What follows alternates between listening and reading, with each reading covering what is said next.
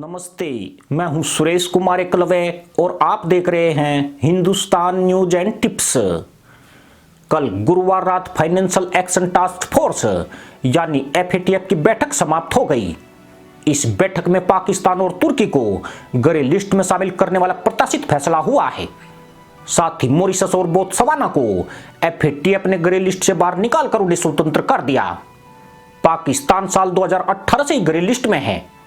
उसके अलावा इस सूची में जॉर्डन, माली, तुर्की, Bahamas, Cambodia, Ethiopia, Ghana, Panama, Sri Lanka, Syria, Tobago, Tunisia और यमन समेत कुल 22 देश ग्रे लिस्ट में शामिल हैं। उत्तर कोरिया और ईरान अभी तक ब्लैक लिस्ट से बाहर नहीं आ सके हैं। पाकिस्तान एफएटीएफ का सदस्य नहीं है, जबकि तुर्की इस समूह का सदस्य है। वह साल 2018 से ही पाकिस्तान को ग्रे लिस्ट से बाहर कराने में एडी चोटी का जोर लगा रहा था, मगर अब वह खुद इस सूची में शामिल है। एफएटीएफ के 39 सदस्यों में भारत भी शामिल है। या फ्रांस, यूएस और जर्मनी जैसे उसके मित्र देशों का साथ होने की वजह से भारत कहीं ज्यादा मजबूत है। यही कारण है कि पाकिस्तान यह आरोप लगाता रहा है कि भारत एफएटीएफ का राजनीतिकरण कर रहा है। इस वक्त एफएटीएफ के अध्यक्ष जर्मनी के मार्कस प्लेयर हैं और पाकिस्तान के साथ जर्मनी के रिश्ते बहुत अच्छे नहीं हैं। इसकी वजह यह है कि साल 2016 में अफगानिस्तान के मजार शरीफ में जर्मनी दूतावास पर हुए आतंकी हमले में पाकिस्तान ने कोई सहयोग नहीं दिया था। इस हमले में 4 लोगों की मौत हो गई थी और 10 से अधिक लोग घायल हुए थे।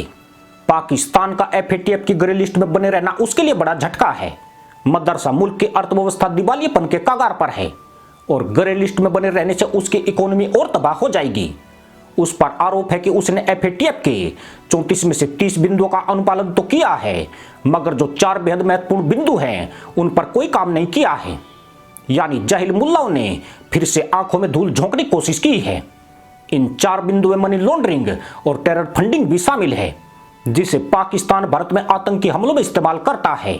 पाकिस्तान साल 2012 से ही एफएटीएफ की लिस्टों में शामिल होने का आदी हो चुका है। उसके दिमाग में चढ़ा भारत विरोध का खुमार उसे भारत के खिलाफ साजिश करने से नहीं रोक सका है। ऐसे में यह सवाल महत्वपूर्ण हो जाता है कि क्या अंतर्राष्ट्रीय संस्थाओं के दबाव से यह आतंकी मुल्क सुधर जाएगा। इस वक्त आईएमएफ, विश्व बैंक, एफएटीएफ के अलावा ट्रांसपेरेंसी इंटरनेशनल ने भी भ्रष्टाचार की स्थिति पाकिस्तान में पहले से बदतर बताई है। मदरसा मुल्क 180 देशों की रैंकिंग में 124वें पायदान पर आकर भ्रष्टाचार के मामले में भी रिकॉर्ड बना रहा है। जब से इस देश की बेगम 6 से 7 बच्चे पैदा करने लगी है, देश में ठेके पर डिलीवरी होने की बात भी चल रही है।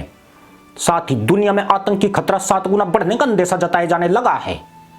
पर बावजूद इसके न पाकिस्तान को कोई चिंता है और न उसे अंतर्राष्ट्रीय संस्थाओं के एक्शन से तबाह होती अपनी अर्थव्यवस्था की फिक्र है।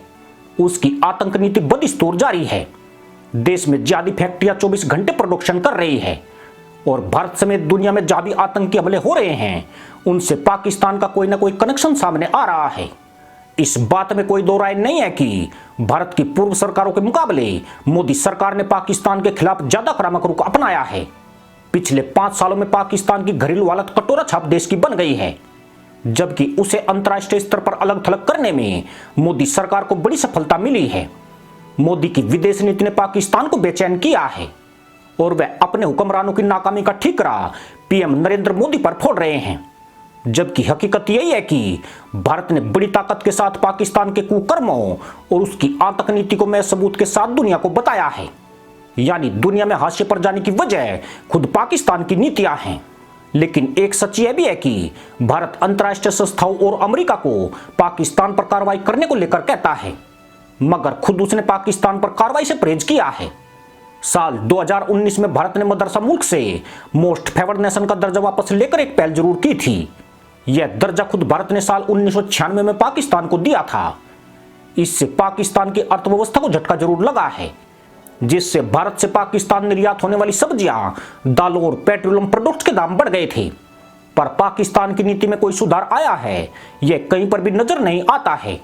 भारत अपनी ओर से चाहे तो पाकिस्तान को आतंकी देश घोषित कर सकता है, पर ऐसी कोई भी चेतावनी तक भारत की ओर से पाकिस्तान को नहीं दी गई। सिर्फ इतना ही नहीं, दोनों देशों में व्यापार भी पूरी तरह बंद नहीं हो पाया है। भारत में बनी दवाइयां बड़ी मात्रा में पाकिस्तान निर्यात हो रही है।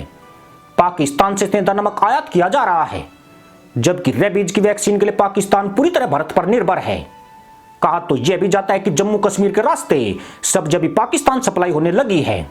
इसका साफ मतलब यही है कि भारत की तरफ से पाकिस्तान पर होने वाली कार्रवाई का असर कुछ वक्त तक ही होता है, बाद में कूटनीति की गाड़ी फिर से दौड़ा दी जाती है।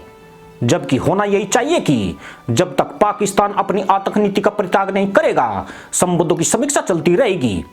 यूं भी अंतर्राष्ट्रीय संस्थाएं इतना कठोर रुख कभी नहीं अपनाएगी जिससे पाकिस्तान पूरी तरह बर्बाद हो और वहां अराजकता का माहौल फैल जाए। यह संस्थाएं भी मानवाधिकार और गुटबाजी में जकड़ी हुई है। जब तक भारत अपनी तरफ से ठोस पहल नहीं करेगा, पाकिस्तान का सुधरना नामुमकिन है।